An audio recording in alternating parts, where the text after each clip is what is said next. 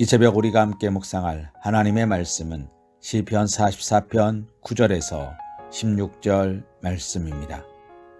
그러나 이제는 주께서 우리를 버려 욕을 당하게 하시고 우리 군대와 함께 나아가지 아니하시나이다. 주께서 우리를 대적들에게서 돌아서게 하시니 우리를 미워하는 자가 자기를 위하여 탈취하였나이다. 주께서 우리를 잡아먹힐 양처럼 그들에게 넘겨주시고 여러 민족 중에 우리를 흩으셨나이다. 주께서 주의 백성을 헐값으로 파시며 그들을 반값으로 이익을 얻지 못하셨나이다. 주께서 우리로 하여금 이웃에게 욕을 당하게 하시니 그들이 우리를 둘러싸고 초소하고 조롱하나이다. 주께서 우리를 뭇 백성 중에 이야기거리가 되게 하시며 민족 중에서 머리 흔듦을 당하게 하셨나이다. 나의 능욕이 종일 내 앞에 있으며 수치가 내 얼굴을 덮으니 나를 비방하고 욕하는 소리 때문이요 나의 원수와 나의 복수자 때문이니이다. 아멘. 430년간의 종살이를 마치고 출애굽한 이스라엘 백성들은 비록 광야에서 40년을 방황하였으나 그들의 삶 속에서 하나님께서 날마다 도와주심으로 말미암아 그들은 승리하며 나아갈 수 있었습니다. 그리고 마지막 때에 약속의 땅에 계산행진곡을 올리며 들어가게 하셨습니다. 그리고 그곳에서 이스라엘은 나라들을 차례로 무찔러 이겼습니다.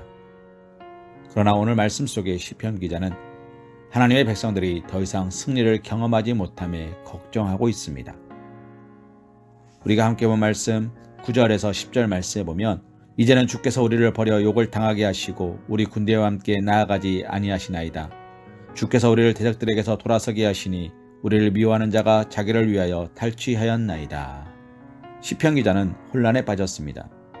왜 하나님은 오래전에 자기 백성들을 위해 행하셨던 역사를 지금은 행하시지 않는가? 양처럼 도살당하거나 죽임을 당하지 않은 사람들이 다 뿔뿔이 흩어졌다고 오늘 말씀은 묘사하고 있습니다. 13절 말씀에 보면 주께서 우리로 하여금 이웃에게 욕을 당하게 하시니 그들이 우리를 둘러싸고 조소하고 조롱하나이다. 사람들이 마치 물건처럼 매매되고 있는 것입니다.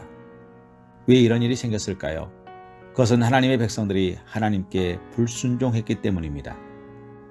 그들은 하나님의 말씀에 귀를 기울이지 않았고 선지자들의 메시지를 무시하고 있었습니다.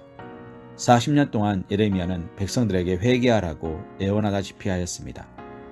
그러나 그 백성들은 하나님 앞에 불순종을 저지르고 있었습니다. 성전은 각종 활동들로 붐볐습니다. 더 많은 사람들이 예배에 왔었고 더 많은 번제물이 드려졌습니다. 그러나 그들은 진정으로 예배를 드리지 않았습니다. 이스라엘 사람들은 기도의 전이 되어야 할 하나님의 집을 강도의 소굴로 만들었습니다. 예수님께서 이 땅에 오셨을 때 예루살렘 성전이 장사꾼의 소굴이 되었던 것은 그때뿐이 아니었습니다. 오랜 시간, 오랜 세월에 걸쳐서 그들은 조금씩 그런 모양을 갖추어 갔던 것입니다. 그들의 불순종으로 말미암아 하나님은 그들을 연단시켜야만 했습니다. 그러나 하나님은 또한 그들을 회복시키셔야 했습니다. 하나님은 우리가 불순종할 때 용서하십니다. 그러나 다른 한편으로는 우리를 연단시키십니다. 사랑하는 성도님, 심은 대로 거두게 됩니다. 9절 말씀에선 주님이 우리를 버렸다라고 이야기하지만 주님은 영원히 버리시는 분은 아니십니다. 14절 말씀에 주께서 우리를 뭇 백성 중에 이야기거리가 되게 하셨고 민족 중에서 머리를 흔듦을 당하게 하셨나이다 라고 이야기하지만 그러나 영원히 그렇게 두지는 않으십니다. 하나님은 자기 백성을 회복시키십니다. 그리고 오늘날 우리를 회복시켜 주실 것입니다. 오늘 우리의 삶 속에서 하나님의 십자가만 바라보기 원합니다. 우리가 하나님의 말씀을 듣지 않으면 사단은 거짓말로 우리를 유혹합니다. 곧 죄에 빠진 우리는 하나님께 불순종하게 될 수밖에 없습니다. 우리가 불순종하게 된다면 하나님은 우리를 연단하실 것입니다. 사랑하는 성도님, 하나님의 진리의 말씀을 먹으며 하나님과 친밀한 관계를 유지하심으로 흔들림 없이 나아가실 수 있는 사랑하는 우리 서광교회 성도님 되시기를 주님의 이름으로 기도합니다.